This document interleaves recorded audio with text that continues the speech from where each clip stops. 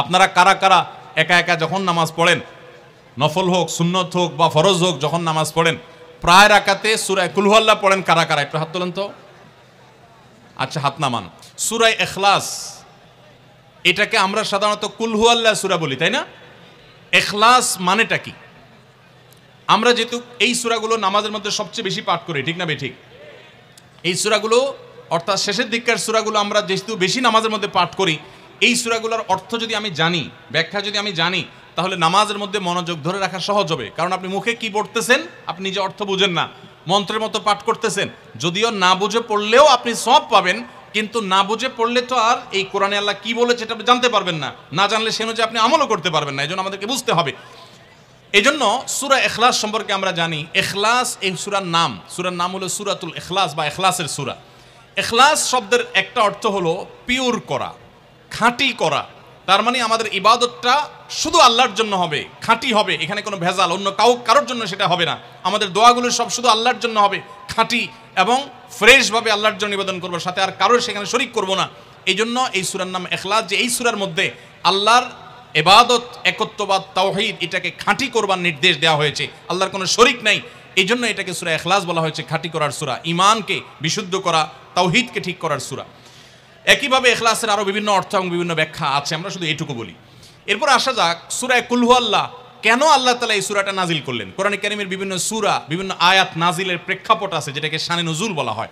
কেন এই সূরা আল্লাহ তাআলা আমাদেরকে দিয়েছেন, এ সম্পর্কে প্রিয় নবী সাল্লাল্লাহু আলাইহি সাল্লামের এক সাহাবী, তার থেকে একটি হাদিস বর্ণিত আছে। সেই হাদিসের আলোকে আমরা জানি যে মক্কার মুশরিকরা, মক্কার কাফিররা, অবিশ্বাসীরা, তারা প্রিয় নবী সাল্লাল্লাহু আলাইহি সাল্লাম যখন তাওহীদের দাওয়াত দিলেন, আল্লাহর পথে আসার দাওয়াত দিলেন, তারা বলল, মুহাম্মদ, আমরা তো সবার বংশ পরিচয় জানি। সেই যুগে মানুষ ওটের পর্যন্ত বংশ পরিচয় জানতো, শিখত। তো নবী সাল্লাল্লাহু আলাইহি সাল্লামকে তারা জিজ্ঞাসা করেছে, মুহাম্মদ, তোমার যে আল্লাহর কথা বলো, ঈমান আনার জন্য বলো, তোমার আল্লাহর বংশ পরিচয়টা একটু আমাদেরকে জানাও। মক্কার মুশরিকদের এরকম হাস্যকর দাবি শোনার পর প্রিয় নবী সাল্লাল্লাহু আলাইহি সাল্লামের প্রতি আল্লাহ তাআলা এই সূরা নাজিল করে তাদের এই প্রশ্নটা যে অবান্তর, আল্লাহ তাআলার যে কোনো বংশ পরিচয় নাই, আল্লাহর যে কোনো জন্মদাতা নাই, তিনি যে কোনো জন্মদাতার মুখাপেক্ষী নন, সে বিষয়টাকে আল্লাহ তাআলা বিশদভাবে এই সূরাতে বিবৃত করেছেন, বর্ণনা দিয়েছেন। এই জন্য ওই প্রেক্ষিতে এই সূরাটা নাজিল হয়েছে। কোনো উলামায়ে কেরাম, কোনো মুফাসসিরগণ অবশ্য ভিন্ন আরও একাধিক কথাও বলেছেন, তবে এটি সবচেয়ে প্রসিদ্ধ এবং বেশিরভাগ মুফাসসিরদের মত এটি যে সূরা ইখলাস, কুল হুয়াল্লাহ সূরা নাজিল হয়েছে মক্কার মুশরিকরা প্রিয় নবী সাল্লাল্লাহু আলাইহি সাল্লামের কাছে আল্লাহর বংশ পরিচয় জানতে চাওয়ার মতো মূর্খতাসুলভ প্রশ্ন করেছে। সেই প্রশ্নের জবাবে এই সূরায় আল্লাহ রাব্বুল আলামিন বিস্তারিত বিবরণ দিয়েছেন। এবার আসুন আমরা এই সূরায় কি বলেছেন আল্লাহ রাব্বুল আলামিন সে বিষয়ে জানবো, এবং সেই সাথে এই সূরাটার বিশেষ ফজিলত আছে। সূরা ইখলাসের আবার স্পেশাল ফজিলত আছে, কি সেটা আমরা জানবো ইনশাআল্লাহ তাআলা। আমরা প্রথমে আসুন সূরার অর্থ আমরা জেনে নেই। কুল হুয়াল্লাহু আহাদ। আমার সাথে সাথে আপনারা বলুন, কুল হুয়াল্লাহু আহাদ, আল্লাহুস সামাদ, লাম ইয়ালিদ ওয়া লাম ইউলাদ ওয়া লাম ইয়াকুল লাহু কুফুয়ান আহাদ। কুল হুয়াল্লাহু আহাদের অর্থ হলো বলুন। কুল মানে বলুন। এই কুলটা বড় কাফের কুল। আমরা অনেকে কয় রস্যকার কুল ও কুল, বড়ই লিখতে যে কুল লেখি আমরা ওইরকম বলি। এই কাফটা ভেতর থেকে আসবে। কুল কুল কুল বললে তার অর্থ হবে বলো। আর যদি ছোট কাফের কুল অর্থাৎ বাংলায় করস্যকার কুল ও কুল লিখি যে আমরা ওরকম কুল যদি বলেন, আরবিতে তার অর্থ হলো খাও। একটা হলো বলো, আরেকটা হলো খাও। অর্থের মধ্যে বেশ কম আছে না নাই? অনেক বেশ কম। কোথায় খাওয়া আর কোথায় বলা। এই জন্য এই কফটাকে একটু শুদ্ধ করার চেষ্টা করতে হবে।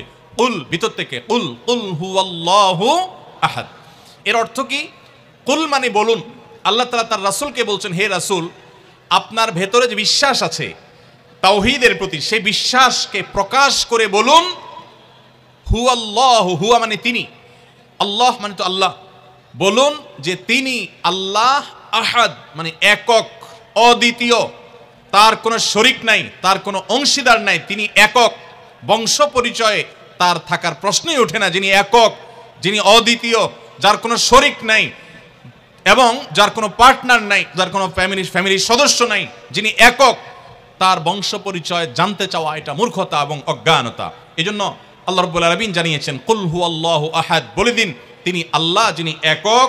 আল্লাহুস সামাদ, আল্লাহ হলেন সমাদ। সমাদ শব্দের অর্থ হলো যে তিনি হলেন তিনি হলেন সেই মহান সত্তা, সবাই যার কাছে মুখাপেক্ষী, তিনি কারোর কাছে মুখাপেক্ষী নন।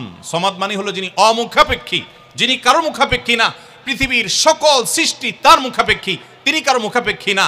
যেহেতু তিনি কারো মুখাপেক্ষী না, অতএব তার বাপেরও প্রয়োজন নাই, তার মায়েরও প্রয়োজন নাই, তার সন্তানের প্রয়োজন নাই, বন্ধুর প্রয়োজন নেই, তার কারোর কোনো প্রয়োজন নেই। সবার তাকে প্রয়োজন, কিন্তু তিনি কারোর কাছে মুখাপেক্ষী নন। আল্লাহুস সামাদ লাম ইয়ালিদ ওয়া লাম ইউলাদ, যেহেতু তিনি কারো মুখাপেক্ষী নন, এজন্য তিনি কাউকে জন্ম দেননি। ওয়া লাম ইউলাদ, এবং তাকেও কেউ জন্ম দেয়নি। যেহেতু তিনি কোনো কারো মুখাপেক্ষী না, এজন্য তার বাপমারও প্রয়োজন নাই। আমরা দুনিয়াতে আসার জন্য বাপমার মুখাপেক্ষী, বাপমা ছাড়া আসতে পারি না। যেহেতু আল্লাহ কারো মুখাপেক্ষী নন, এজন্য তার কোনো জন্মদাতার প্রয়োজন হয়নি। ওয়া লাম ইউলাদ, এবং তিনি কাউকে জন্ম দেননি। কারণ আমাদের সন্তান সন্ততি জন্ম দিতে হয় আমাদের প্রয়োজনে, কারণ আমার বংশধারা ধরে রাখতে হবে, আমার নামটা ধরে রাখতে হবে, আমার সম্পদ রক্ষণাবেক্ষণ করতে হবে, বৃদ্ধকালে আমাকে দেখাশোনা করতে হবে।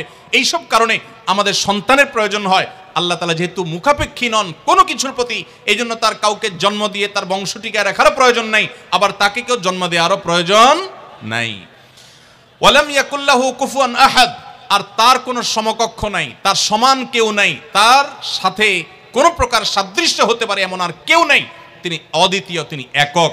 এই ছোট ছোট 4টি সূরায় আল্লাহ তাআলার 3টি গুণবাচক নাম আল্লাহ উল্লেখ করেছেন। আল্লাহর মূল নাম যেটা, সেটা উল্লেখ করেছেন আল্লাহ, তার জাতে পাকের নাম। আর এর পাশাপাশি আরো 2টি গুণবাচক নাম উল্লেখ করেছেন। এক হলো আহাদ, মানে একক, এটা আল্লাহর গুণবাচক নাম। আর একটা হলো সমাদ, এটাও আল্লাহর গুণবাচক নাম। এই নামগুলো আল্লাহ তাআলা উল্লেখ করেছেন। এই যে সূরাটা, সূরা ইখলাস আমরা জানলাম, এর অর্থ আমরা শুনলাম। এই সূরার ফজিলত কি? 3টা ফজিলত আপনারা শুনেন। 1 নম্বর, নবী করিম সাল্লাল্লাহু আলাইহি সাল্লাম বলেছেন, এই সূরা ইখলাস এটা হলো কোরআনে কারীমের 3 ভাগের 1 ভাগ। বলেন সুবহানাল্লাহ। সূরা ইখলাস বা কুল হুয়াল্লাহ সূরাটা হলো কোরআনে কারীমের কয় ভাগের 1 ভাগ? 3 ভাগের 1 ভাগ। 3 ভাগের 1 ভাগের মানে কি? এই সম্পর্কে কোন তাফসীরবিদগণ বলেছেন, এর মানে হলো গোটা কোরআনে আল্লাহ তাআলা মৌলিকভাবে 3টা বিষয়ের আলোচনা করেছেন। কয়টা বিষয়? এই পুরো কোরআন জুড়ে আল্লাহ তাআলা আলোচনা করেছেন কয়টা বিষয়ে? 3টা বিষয়। নাম্বার 1 তাওহীদ, একত্ববাদ, ঈমান সম্পর্কে।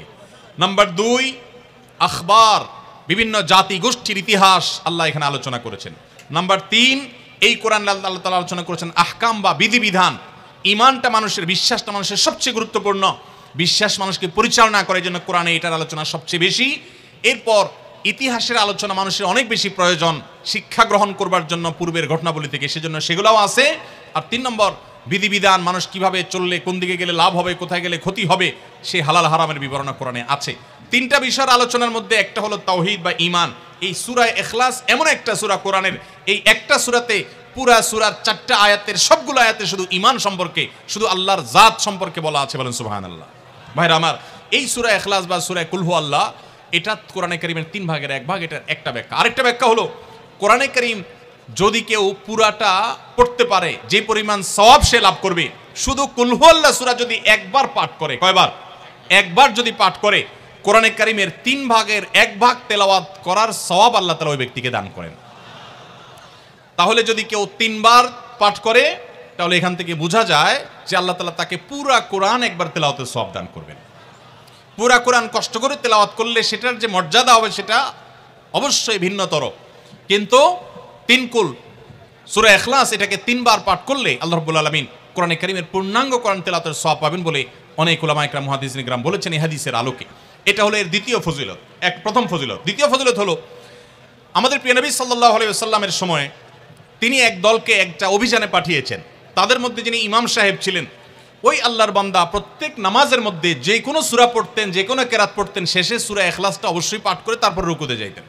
এখন সাহাবীদের মধ্যে একটা প্রশ্ন দেখা দিল যে এই লোকটা প্রত্যেক রাকাত নামাজে সূরা ফাতিহা, আলহামদু সূরা পাঠ করার পর যেই সূরাই পড়েন, যেই কেরাতই পড়েন, সাথে আবার কুল হুয়াল্লাহটা কেন পড়েন? আমরা তো নবী সাল্লাল্লাহু আলাইহি ওয়াসাল্লাম কিরম করতে দেখি নাই। তখন সাহাবীরা এসে নবী সাল্লাল্লাহু আলাইহি ওয়াসাল্লামকে জিজ্ঞাসা করলেন, ইয়া রাসূলুল্লাহ, আমাদের ইমাম সাহেব যাকে আমাদের সাথে আপনি দিয়েছেন, যিনি আমাদের সাথে আসেন, এই ব্যক্তি প্রত্যেক রাকাতে অন্য যা পড়ুক আর না পড়ুক এই কুল হুয়াল্লাহ সূরাটা উনি পড়েই পড়ে, এটা উনি ছাড়ে না, এর কারণটা কি? তখন নবী সাল্লাল্লাহু আলাইহি ওয়াসাল্লাম জিজ্ঞাসা করলেন ওই ব্যক্তিকে যে তুমি কেন এই সূরা পাঠ করো? অবশ্যই অবধারিতভাবে সূরা ফাতিহা না প্রত্যেক রাকাতে ফিক্সড, অন্য কোনো সূরা তো ফিক্সড না, তুমি অন্য যাই পড়ো সাথে প্রত্যেক রাকাতে কুল হুয়াল্লাহ দিয়ে শেষ করে তারপর রুকুতে যাও কেন? তখন সে সাহাবী বললেন, ইয়া রাসূলুল্লাহ, আমি কেন পড়ি? কারণ কোরআনে কারিমে এই একটা সূরা, সূরা ইখলাস বা কুল হুয়াল্লাহ সূরাটা একমাত্র সূরা যেই সূরার শুরু থেকে শেষ পর্যন্ত সবগুলো আয়াতে শুধু আমার আল্লাহর কথা বলা আছে। কোরআনের অন্য কোনো সূরা এমন নাই যেই সূরার শুরু থেকে শেষ পর্যন্ত পুরো সাবজেক্ট আগার টু গোড়া পর্যন্ত সবগুলো বিষয় সবগুলো আয়াতে শুধুমাত্র আল্লাহর পরিচয় দেওয়া হয়েছে, এমন আরেকটা সূরা নেই। যেহেতু এখানে শুধু আল্লাহর কথাই বলা হয়েছে, এই জন্য এই সূরাকে আমার অনেক বেশি পছন্দ হয়, এই জন্য এই সূরাকে অনেক বেশি আমি ভালোবাসি। আমার আল্লাহর আলোচনা এখানে। অন্যান্য সূরাতে কোথাও ইতিহাস, কোথাও হালাল হারাম, কোথাও বিধিবিধান, কোথাও অন্যান্য আলোচনা আছে, কিন্তু এই সূরায় শুধু আমার আল্লাহর কথা বলা আছে। এই জন্য আল্লাহর মহব্বতে এই সূরাকে আমি অনেক ভালোবাসি, কুল হুয়াল্লাহ সূরাকে। নবী করিম সাল্লাল্লাহু আলাইহি ওয়াসাল্লাম তখন বলেছেন, তোমার এই ভালোবাসার কারণে আমার কাছে ওহী আল্লাহ পাঠিয়েছেন যে আল্লাহ তাআলা তোমাকে স্পেশালি ভালোবাসেন। এবং অন্য বর্ণনায় আসছে নবী সাল্লাল্লাহু আলাইহি ওয়াসাল্লাম বলেছেন, হুব্বুকা ইয়্যাহা ইউদখিলুকাল জান্নাহ, তুমি এই সূরাকে যে ভালোবাসো, এই ভালোবাসার কারণে আল্লাহ তাআলা তোমাকে জান্নাতে প্রবেশ করাবেন, সে ওয়াদা করেছে।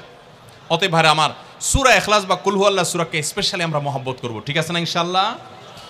এই সাহাবীর পাশাপাশি মদিনায় আরেক সাহাবী, তিনিও ইমামতি করতেন এবং ইমাম হিসাবে দায়িত্ব প্রাপ্ত ছিলেন নবী সাল্লাল্লাহু আলাইহি ওয়াসাল্লামের তরফ থেকে, তিনিও একই কাজ করতেন। তার ব্যাপারে নবী সাল্লাল্লাহু আলাইহি ওয়াসাল্লামের একই রকমের জবাব দেওয়ার কথা আমরা হাদিস থেকে জানতে পারি। সেখান থেকে সূরা ইখলাসের মর্যাদা বোঝা যায়।